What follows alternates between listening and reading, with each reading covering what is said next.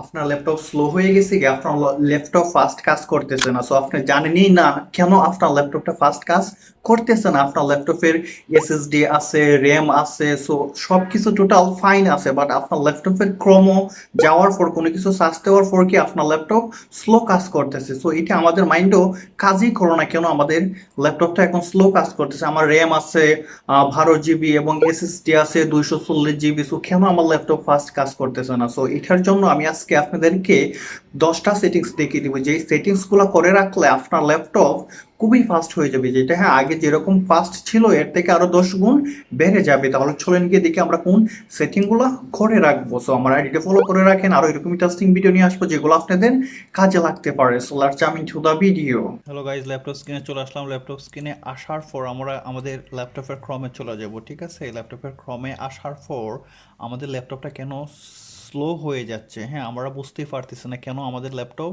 Slow হয়ে যাচ্ছে। So এটার জন্য আপনারা কি করবেন, ল্যাপটপের যে কোনো একটা ক্রমে চলে আসবেন। ক্রমে আসার পর এখানে দেখবেন উপরে 3 ডট আছে, এখানে যাবেন।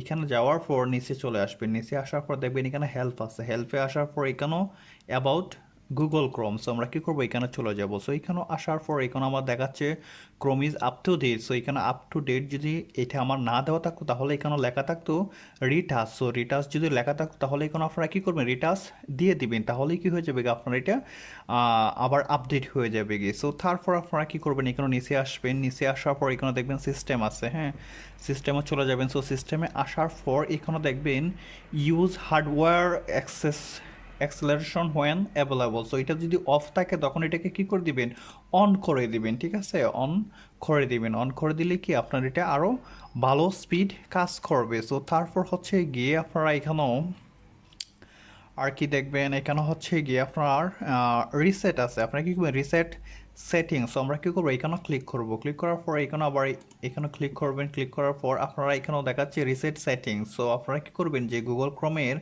যে সেটিংসগুলো আছে সবগুলা কি হয়ে যাবে, রিসেট হয়ে যাবে। এখানে কি বলতেছে শুনুন, দেখেন reset Chrome, reset some Chrome settings and Chrome shortcut, disable extension, delete cookings. হ্যাঁ, যে কুকিংসগুলো আছে এগুলা কি টেম্পোরারি সাইট থেকে এগুলো কি হয়ে যাবে, ডিলেট হয়ে যাবে। এটার জন্য আপনারা কি করবেন, রিসেট সেটিংসও ক্লিক করে দিবেন। হ্যাঁ, ক্লিক করে দিলেই কি হয়ে যাবে কি আপনার ওটা রিসেট হয়ে যাবে কি সবগুলা। ঠিক আছে, সো এখানেও এই কাজগুলো আপনারা করে দিবেন। এখানেও আসার পর তারপর হচ্ছে গিয়ে আমরা সো বের হয়ে আবার আমরা এখানে কি করব, 3 ডটে ক্লিক করব। ক্লিক করার পর এখানে ক্লিয়ার ব্রাউজিং ডাটা আছে, আপনারা কি করবেন, এখানে চলে যাবেন। সো এখানে আসার পর আপনাদের এখানে হচ্ছে গিয়ে আমাদের যে ব্রাউজিং হিস্টোরি আছে এগুলোকে আমরা আমাদের জিমেল 2 বছর 3 বছর এরকম আমরা কি জিমেল একই জিমেল দিয়ে আমরা কি ক্রম চালাচ্ছি, এটার জন্য কি আমাদের ক্রমটা কি হয়ে যায়, কি স্লো হয়ে যায়। এটার জন্য আপনি কি করবেন, এখানেও cash images and file, so এগুলা কি করে দিবেন, আপনি এখানে সবগুলাই কি করে দিবেন, আপনি এখানেও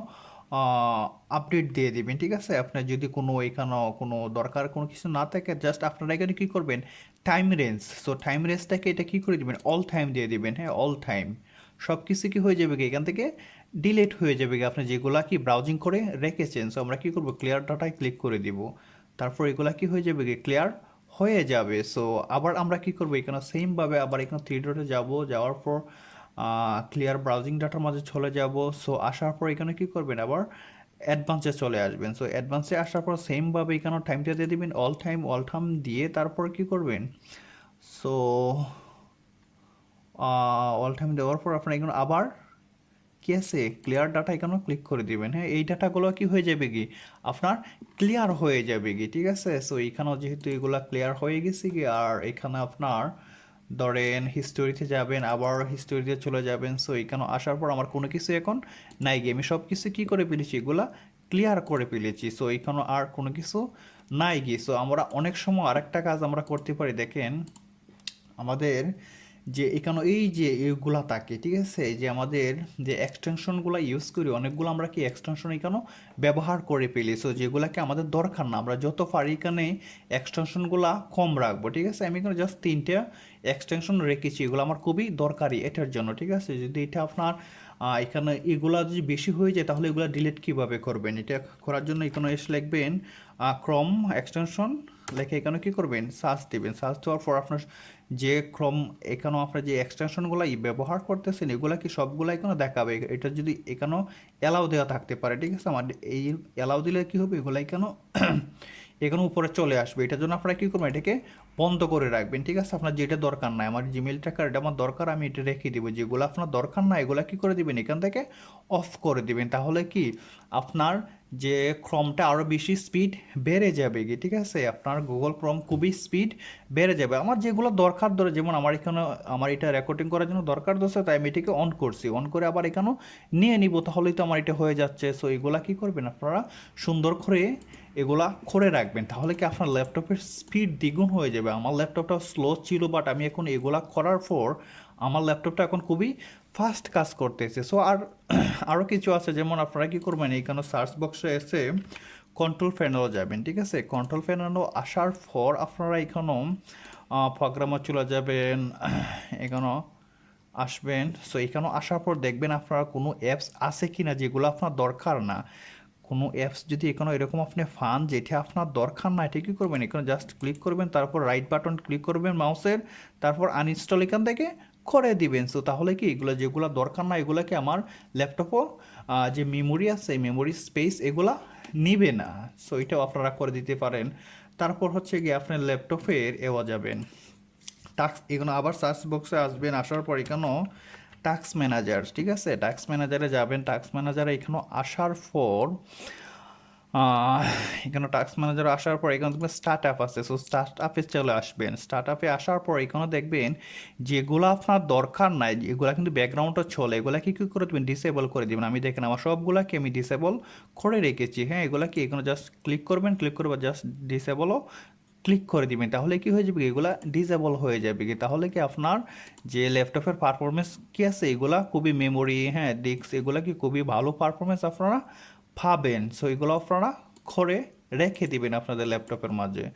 সো আর একটা যদি আমরা ভিউ অ্যাডভান্স সেটিংস, সো এখানেও আসবেন। হ্যাঁ, এখানেও আসার পরও আপনারা এখানেও পারফরমেন্স আছে, পারফরমেন্সও ক্লিক করবেন। সো ক্লিক করার পর এখানেও আপনাদের এইগুলা লাগবে না, বাট এগুলো যদি আপনার যদি কোনো সময় সমস্যা হয়, আপনার বেশি সমস্যা হচ্ছে মনে হয়, তাহলে কি এখানে কাস্টমার ক্লিক করে আপনারা এগুলো 3-4টে রেখে দেবেন যেগুলো দরকার, আর অন্যগুলো কিও করে দিবেন। হ্যাঁ, এটা আমার বেশি ইম্পর্টেন্ট না, এগুলো আমি করবো না, দেখাবো না, সমস্যা নাই।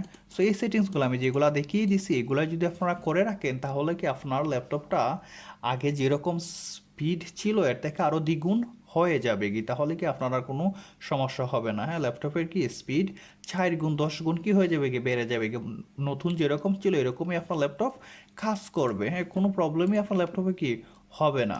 সো এরকমভাবে কি আপনারা আপনাদের ল্যাপটপটাকে খুবই ফাস্ট রাখতে পারেন। সো ভালো থাকেন, ভিডিওটা ভালো লাগলে লাইক এন্ড শেয়ার করতে ভুলবেন না। Thank you very much.